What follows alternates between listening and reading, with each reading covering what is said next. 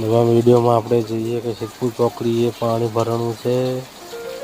પાણી એટલું ભરણું કે રિક્ષા પણ નીકળે એવી લાગતી નથી, પણ તો લોકોને એવી નમ્ર વિનંતી કે રેલવે ફાટકે નવા બ્રિજ ઉપરથી આવવું અને નવા બસ સ્ટેન્ડે જવું.